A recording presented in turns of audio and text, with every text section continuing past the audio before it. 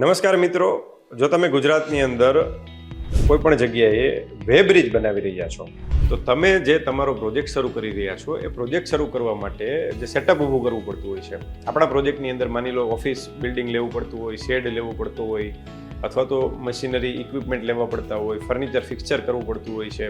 તો આ બધા જ જે ખર્ચા આપણે કરીએ છીએ, કેપિટલ કોસ્ટ કરીએ છીએ, કેપિટલ એક્સપેન્ડિચર કરીએ છીએ. આ એક્સપેન્ડિચર કરવા માટે, આ ઇન્વેસ્ટમેન્ટ કરવા માટે જનરલી આપણે પ્રોજેક્ટ રિપોર્ટ બનાવીને નેશનલાઇઝ કે કોઓપરેટિવ બેંકમાંથી આપણે લોન લેતા હોઈએ છીએ, ટર્મ લોન લેતા હોઈએ છીએ. જો આ ટર્મ લોન તમે તમારા પ્રોજેક્ટ માટે લીધેલી છે અથવા તો લેવાનું વિચારી રહ્યા છો તો તમને એમાં 5% 5 વર્ષ માટે, 6% 6 વર્ષ માટે અને 7% 7 વર્ષ માટે એવી રીતે ઇન્ટરેસ્ટ સબસિડી મળે છે. ચાલો સમજીએ આપણે એ કેવી રીતે મળે છે. જે તમારા પ્રોજેક્ટનું લોકેશન છે એ લોકેશન ઉપર આ બધું આધારિત હોય છે. આ લોકેશનની વિગત પણ તમને હું સમજાવી દઉં છું.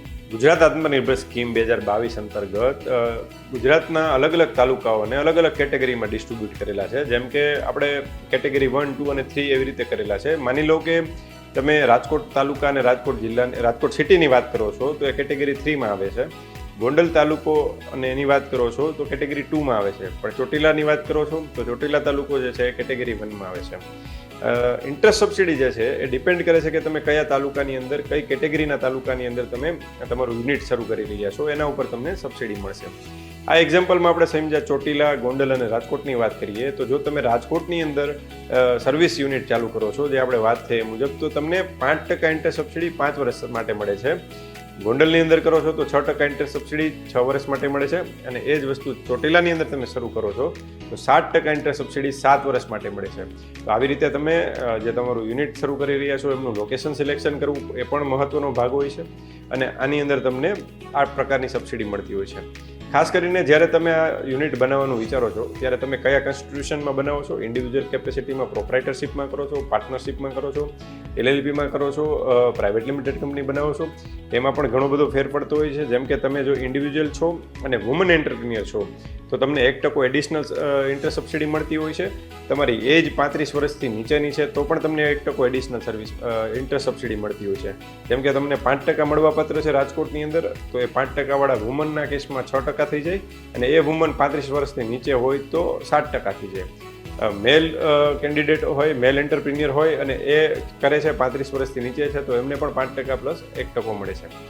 LLP કે પ્રાઇવેટ લિમિટેડ કંપનીને DPIITનું રજિસ્ટ્રેશન એટલે કે સ્ટાર્ટઅપનું રજિસ્ટ્રેશન કરીને જો તમે શરૂ કરો છો તો એવા કેસમાં પણ 1% એડિશનલ તમને મળતો હોય છે.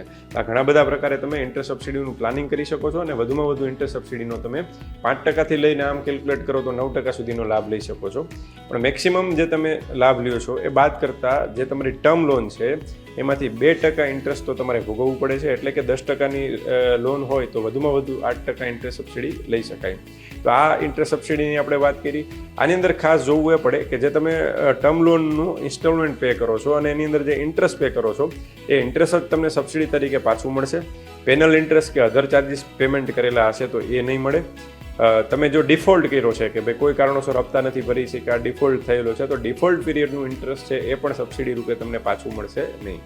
અને આવા સર્વિસ યુનિટને ખાસ કરીને 10થી વધારે લોકોને એમ્પ્લોયમેન્ટ આપવું ફરજિયાત છે આ યુનિટ કરો છો ત્યારે.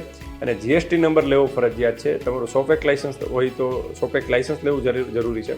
ઉદ્યમ રજિસ્ટ્રેશન કરવું જરૂરી છે. તો આ બધા જ લાઇસન્સો અને 10 લોકોનો રોજગાર અને જે GSTની વાત છે તમે ફૂલફિલ કરો છો તો તમારું યુનિટ જે છે એ સબસિડી મેળવવાને પાત્ર છે. જો તમે તમારા સર્વિસ યુનિટની અંદર સબસિડી લેવા માંગો છો તો તમારે નેશનલાઇઝ બેંક, કોઓપરેટિવ બેંક કે પ્રાઇવેટ બેંકમાંથી જ લોન લેવી પડશે. NBFCમાંથી લીધેલી લોન છે એ સબસિડી મળવાને પાત્ર નથી થતી. તો ખાસ કરીને બેંક સિલેક્શન વખતે પણ તમારે ધ્યાન રાખવું પડશે. અને ખાસ જે એમ્પ્લોયમેન્ટ તમે 10 લોકોનું આપો છો એમાંથી 85% લોકો જે છે એ લોકલ ગુજરાતના હોવા જોઈએ અને બાકીના લોકો છે બહારના હશે તો ચાલશે. સાથે સાથે તમારે જે એપ્લિકેશન કરવા માટે તમારી પાસે જે ટાઈમલાઈન છે એ એવી હોય છે કે તમારું ફર્સ્ટ ડિસ્બર્સમેન્ટ થાય છે લોનનું, પહેલો હપ્તો લોનનો ઉપાડો છો ત્યારથી 1 વર્ષની અંદર, અથવા તો પહેલું બિલ સર્વિસ પ્રોવાઈડ કરવાનું ચાલુ કરો છો અને સર્વિસ રેન્ડરિંગનું કામ ચાલુ કરો છો એટલે ત્યારથી જે પહેલું બિલ બને છે, પહેલું બિલ અથવા તો ફર્સ્ટ ડિસ્બર્સમેન્ટ બેમાંથી જે મોડું હોય એના 1 વર્ષની અંદર તમારે અરજી કરવાની હોય છે.